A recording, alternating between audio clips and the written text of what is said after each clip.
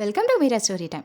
ஒரு ஊரில் ஒரு ஞானி ஒரு நாள் தன்னோட தியானத்தை முடிச்சுட்டு கண் முழிச்சு பார்க்கும் பொழுது அவருக்கு முன்னாடி ஒருத்தன் உட்கார்ந்துட்டு இருந்தான். அவனோட கண்களில் பருந்தை பார்த்து பயப்படுற கோழி குஞ்சு மாதிரி அவ்வளோ பயம். அவர் பார்த்துட்டு உனக்கு என்ன பிரச்சனை அப்படின்னு கேட்டார். பயம்தான் என்னோட பிரச்சனை அப்படின்னு ஆரம்பித்து அவனோட கதையை சொல்கிறான். இப்போ தான் கொஞ்ச நாள் முன்னாடி ரொம்ப கஷ்டப்பட்டு படிப்பை முடித்து ஒரு வேலையில் போய் சேர்ந்தேன். நான் வேலைக்கு போன முதல் நாள் அங்கே எனக்கு மேலே இருக்கிறவங்க ஒரு இன்ட்ரோ ஸ்பீச் கொடுத்தாங்க. அதில் ஒருத்தர் வலிமையானது மட்டும்தான் இந்த உலகத்தில் வாழும், எதுலேயுமே ஃபர்ஸ்ட்டாக வந்தால் மட்டும்தான் ஜெயிக்க முடியும் அப்படின்னு சொன்னார். அதை கேட்டதுலேருந்து அவ்வளோ வலிமை எனக்கு இருக்கா, எப்போவுமே என்னால் ஃபர்ஸ்ட்டாக வர முடியுமா, அப்படி வரலனா தோற்று போயிடுவேனா அப்படின்னு எனக்குள்ள நிறைய கேள்விகள். அந்த கேள்விகள் கொடுத்த பயம் என்னை சரியாக இயங்க விடலை. எப்போவுமே அந்த பயத்திலே இருந்ததுனால நான் செஞ்ச வேலைகளில் நிறைய தவறுகள். அதனால் என்னை வேலையை விட்டே தூக்கிட்டாங்க. எனக்கும் என்னோட குடும்ப தேவைகளுக்கும் ஒரே பிடிமானமாக இருந்தது இந்த வேலை மட்டும்தான். இப்போது அதுவும் இல்லாமல் அடுத்து என்ன செய்ய போகிறோம் அப்படின்னு யோசிச்சா திசை தெரியாத காட்டில் தொலைஞ்சு போன மாதிரி இருக்குது அப்படின்னு சொல்கிறான். அவர் வா நம்ம நடந்துகிட்டே பேசுவோம் அப்படின்னு சொல்லி கடற்கரைக்கு கூட்டிகிட்டு போகிறாரு. அங்கே போனதும் சிலு சிலுன்னு ஒரு காற்று, கடல் அலைகளோட சத்தம் அப்படின்னு அந்த சூழல் ரொம்ப அழகாக இருக்குது.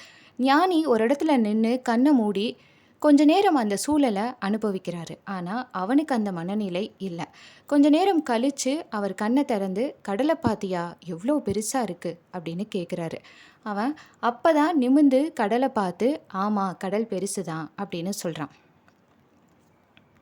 நடுவு கடலில் நிறைய சுறாக்கள் இருக்கும். எப்போவுமே சின்ன சின்ன மீனை சாப்பிட்டுட்ருக்கிற சுறாக்களுக்கு மனுஷனோட உடம்பு கிடைச்சா எப்படி இருக்கும் அப்படின்னு கேட்குறாரு. அவன் ஆமாம் நீச்சல் தெரிஞ்சவங்களாக இருந்தாலும் சுறாக்கள்கிட்ட இருந்து தப்பிக்க முடியாது அப்படின்னு சொல்கிறான்.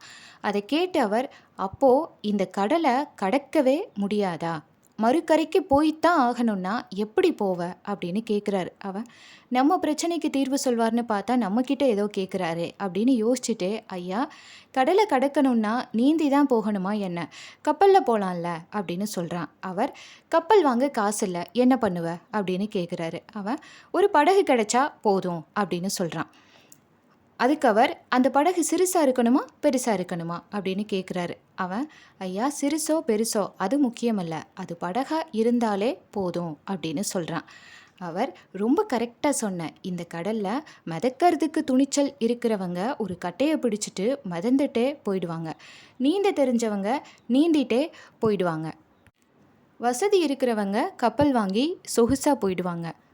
ஸோ கடலை கடக்கிறதுக்கு கடல் அளவு பெரிய கப்பல் மட்டும்தான் வேணும் அப்படின்னு இல்லை, அதே போல தான் உன்னோட வாழ்க்கையும் அப்படின்னு சொல்கிறாரு. அதை கேட்டு அவன் இந்த கடல் தான் என்னோட வாழ்க்கைனா நான் யார், நீந்த தெரியாதவன், சுறாக்களோட போராடுற அளவுக்கு தைரியம் இல்லாதவன், கப்பல் வாங்குகிற அளவுக்கு வசதியும் இல்லாதவன், அப்போது எனக்கு தேவை படகு, இந்த கடல் தான் என்னோட வாழ்க்கைனா எது என்னோட படகு அப்படின்னு யோசிக்கிறான். அதை பார்த்து அவர் நமக்கு எப்போவுமே நமக்கு முன்னாடி இருக்கிற பிரச்சனையை பற்றின கவலையும் பயமும் மட்டும்தான் இருக்குதே தவிர நமக்குள்ளே என்ன இருக்குது அப்படின்ற விழிப்புணர்வு இல்லை. கண்டிப்பாக உனக்குள்ளேயும் ஒரு படகு இருக்கும்.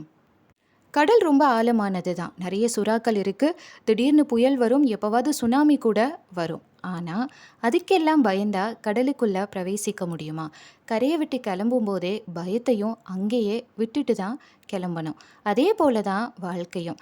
வாழ்க்கைன்னா சில அடிகள் விழத்தான் செய்யும், அதில் ஜெயிக்க உனக்கு தேவை நம்பிக்கை மட்டும்தான். இந்த பயத்தை விட்டுட்டு உனக்குள்ளே இருக்கிற நம்பிக்கையை படகாக்கு, கடல் கூட துச்சமாகும் அப்படின்னு அந்த ஞானி சொல்கிறாரு.